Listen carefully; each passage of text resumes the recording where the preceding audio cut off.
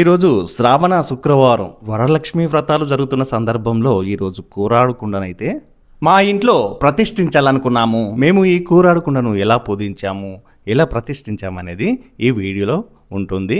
ఈ కూరాడుకుండను ఆడపడుచుతో పెట్టించాలి కాబట్టి మా ఆడబిడ్డనైతే పిలిపించాము. ముందుగా అయితే ఆడబిడ్డకు బొట్టు పెట్టి బట్టలు పెట్టాల్సి ఉంటుంది. ముందుగా ఎందుకంటే కొత్త బట్టలు తొడుక్కొని కూరాడకుండా పెట్టాల్సి ఉంటుంది. ఈ విధంగా అయితే ప్రారంభించాము. ఇక ఆడబిడ్డ రెడీ అయ్యే లోపున మేమైతే అమ్మవారి యొక్క పాదాలు పూజ గది ముందు అయితే వేయడం జరిగింది. చూస్తున్నారు కదా, ఎర్రటి కుంకుమతో ఇక్కడ పాదాలైతే అమ్మవారి యొక్క పాదాలు ఇక్కడ వేయడం జరుగుతుంది. అమ్మవారు త్రిశక్తి స్వరూపిణి, అందుకే ఎర్రటి పాదాలు ఇక్కడ ఉంటాయి. అమ్మవారు బయట నుంచి నేరుగా పూజా గదిలోకి వెళ్తున్నట్లుగా ఈ పాదాలైతే ఇక్కడ వేయడం జరిగింది. ఆడబిడ్డ రెడీ అయి వచ్చాక ఆమె యొక్క పాదాలకైతే పసుపు అయితే పెట్టాలి.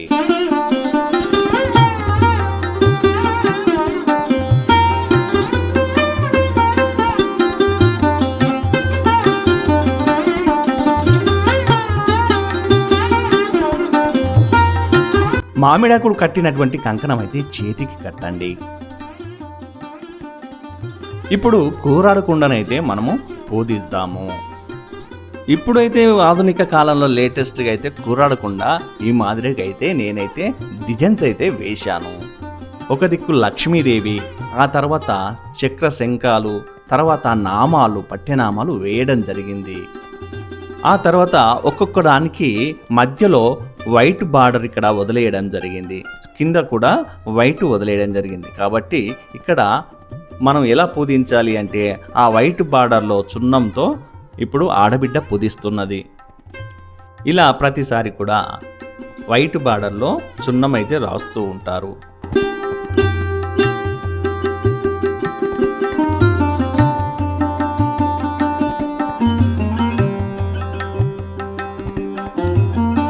ఇలా కుండకు కింది భాగంలో చుట్టూరుగా కూడా మనం చున్నం అయితే రాయాల్సి ఉంటుంది.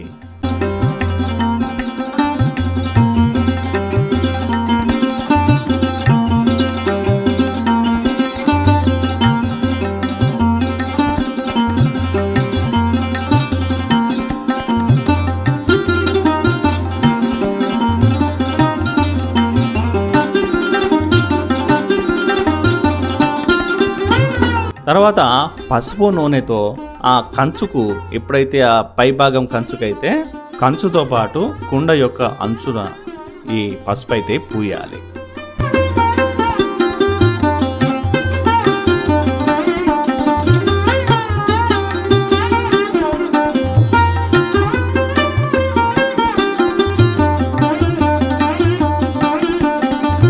ఇప్పుడైతే సున్నం పూసినటువంటి ఆ బార్డర్లలో పసుపు కుంకుమ బొట్లయితే పెట్టాలి.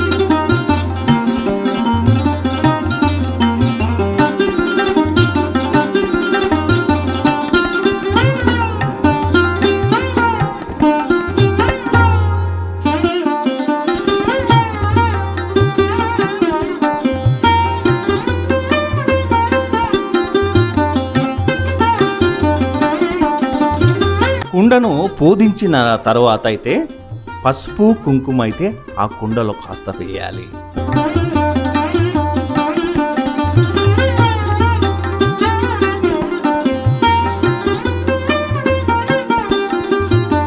తర్వాత 3 పిడికిళ్ళు కానీ లేదా 5 పిడికిళ్ళ బియ్యం అయితే కుండలో వేసుకోవాలి.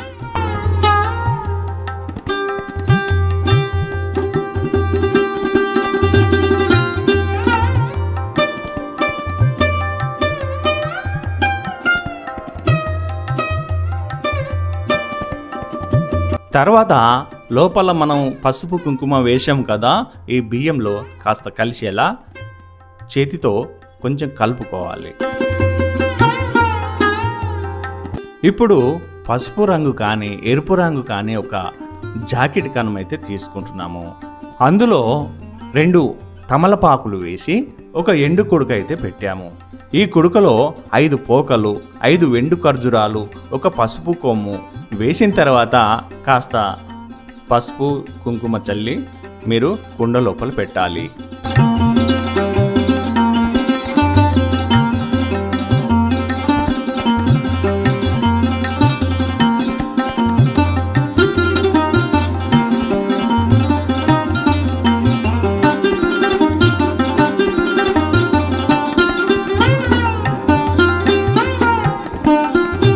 చక్కగా అమ్మవారిని ధ్యానిస్తూ అమ్మవారి రూపాన్ని అయితే తలుచుకుంటూ మీరు ఆ కుండలో అయితే వేయాలి.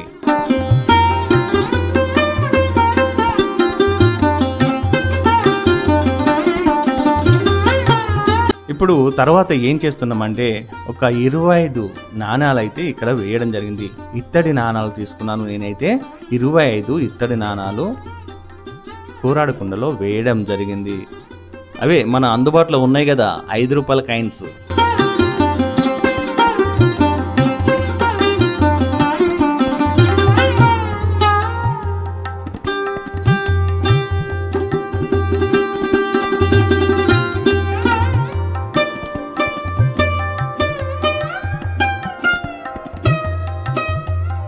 ఇప్పుడు కూరాడకుండకు మీరు ఒక నమస్కారం అయితే చేయాలి. మంచి జరగాలని మనసులో వేడుకోవాలి. తర్వాత మీరు ఏ చోటైతే కూరాడకుండను పెట్టాలనుకుంటున్నారో అక్కడ అష్టదళ పద్మం అయితే వేయాలి.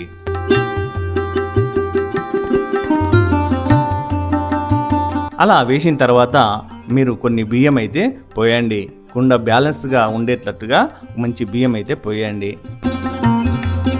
ఇక ఇప్పుడు ఆడబిడ్డతోని ఆ కూరాడకుండనైతే మనం పూజా గదిలోకి అయితే తీసుకొస్తున్నాము.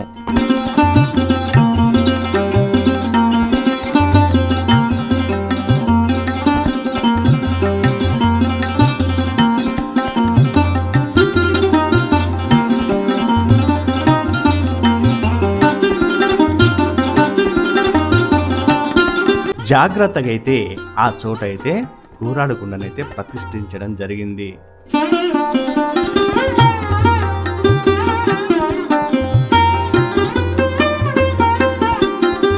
ఇప్పుడు కూరాడకుండకు ఒక మామిడాకు, ఒక పసుపు కొమ్ముతో కూడిన కంకణం అయితే కూరాడకుండ కట్టండి. ఆ తర్వాత 2 పుష్పాలు కూరాడకుండ ముందు ఉంచి ఏదైనా నైవేద్యం పెట్టండి. దీపాలు వెలిగించండి. అలాగే అగరబత్తులు వెలిగించండి. తర్వాత మంగళహారతి ఇవ్వండి.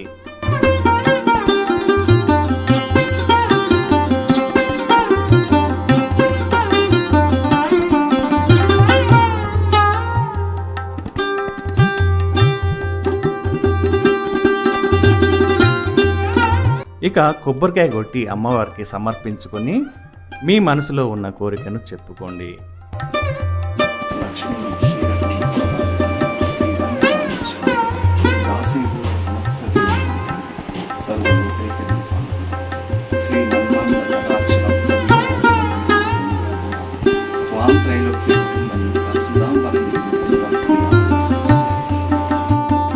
ఆ తర్వాత అయితే మేము వరలక్ష్మి యొక్క పూజా కార్యక్రమం చేయదలుచుకున్నాము.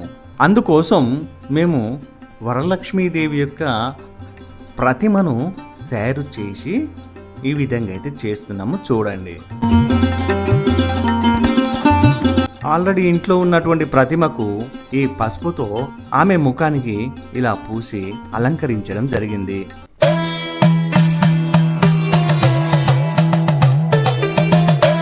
తర్వాత అమ్మవారి యొక్క ప్రతిమకు శారీని ఇట్లా చీరను ఏ విధంగా అయితే కడుతున్నారో చూడండి.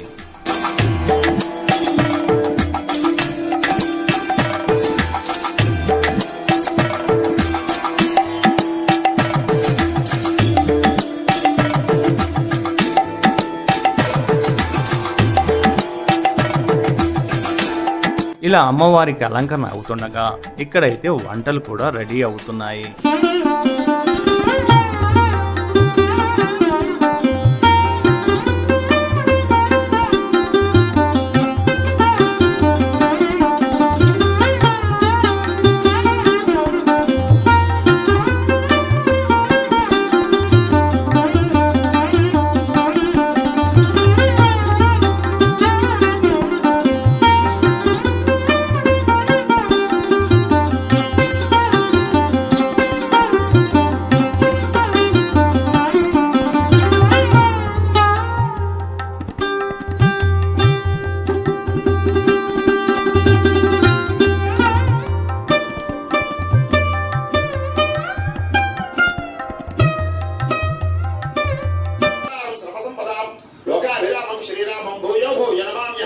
सर्वमंगलमांगल्ये शिवे सर्वार्धसाधिके शरण्ये त्र्यंबके देवी नारायणी नमोस्तुते। ఈసారి కొంచెం అక్షతలు ఇలా 3 వేలతో పూజ చేస్తున్నాను. అంటే గోముఖంలాగా ఇలా 3 వేలతో చేయండి. ఈ చూపుడు వేలు కానీ చిటికిన వేలు కానీ ఏ పూజకి పైకి అంచేత ఇలా నమః ఉమా మహేశ్వరాభ్యా నమః ఓం వాణి హరిణి గర్భాభ్యా నమః ఓం శచి పురందరాభ్యా నమః ఓం అరుంధతి వశిష్ఠాభ్యా నమః శ్రీ సీతారామాభ్యా నమః సర్వేభ్యో మహాజనేభ్యో నమః వ్యవహారిక చాంద్రమానేన శ్రీ విశ్వావసనామ సంవత్సరే. ఒకసారి యజ్ఞోపేతం చేసుకోమని చెప్పాను కదా, ఈ యజ్ఞోపేతం చేసిన వాళ్ళు తీసుకోండి, లేని వారు మళ్ళీ అక్షతపతి నమస్కారం చేయండి. వేసిన పవిత్రం ప్రజాపతేర్యత్సాయం పురస్తాదు ఆయుష్యమగ్రియం పదమంచ శుభ్రం యజ్ఞోపవేతం భావస్తు తేజ. సాయంకాల సమయంలో సంధ్యాదీపారాధనలో వచ్చును తల్లి మహాలక్ష్మి, వచ్చును తల్లి వరలక్ష్మి. కాళ్ళకు గజ్జలు కట్టింది, మెడలో హారం వేసింది, పిలిచిన వెంటనే పలికింది, అడిగినదంతా ఇచ్చింది. సాయంకాల సమయములో సంధ్యాదీపారాధనలో వచ్చును తల్లి మహాలక్ష్మి, వచ్చును తల్లి వరలక్ష్మి. ధనములనిచ్చును ధనలక్ష్మి, ధాన్యములనిచ్చును ధాన్యలక్ష్మి, వరములనిచ్చును వరలక్ష్మి, సంతానమిచ్చును సంతానలక్ష్మి. సాయంకాల సమయములో సంధ్యాదీపారాధనలో వచ్చును తల్లి మహాలక్ష్మి, వచ్చును తల్లి వరలక్ష్మి. అందరు చేరిరారండి, రకరకాల పూలు తేరండి, దేవికి అర్పణ చేయండి, దేవి రూపము చూడండి. సాయంకాల సమయములో సంధ్యాదీపారాధనలో వచ్చును తల్లి మహాలక్ష్మి, వచ్చును తల్లి వరలక్ష్మి.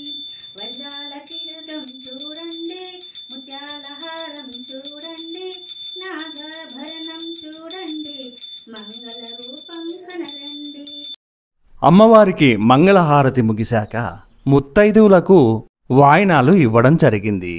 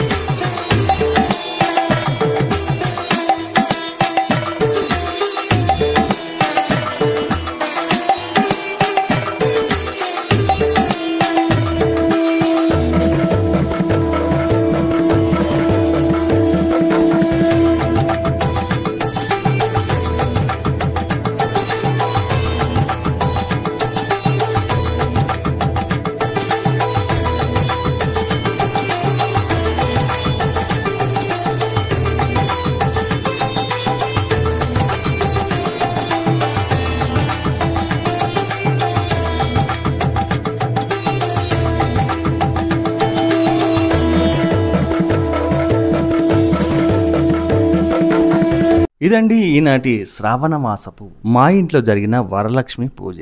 ఈ వీడియో మీకు ఎలా అనిపించింది? నచ్చితే లైక్ చేయండి, షేర్ చేయండి, మీ అభిప్రాయాన్ని కామెంట్ రూపంలో చెప్పండి. మరో వీడియోతో మళ్ళీ కలుస్తాను. చిత్రకళ లోకం ఛానల్ని ఎప్పటికప్పుడు ఫాలో అవ్వండి. నమస్తే, మీ గణేశ్వర వెంగళ.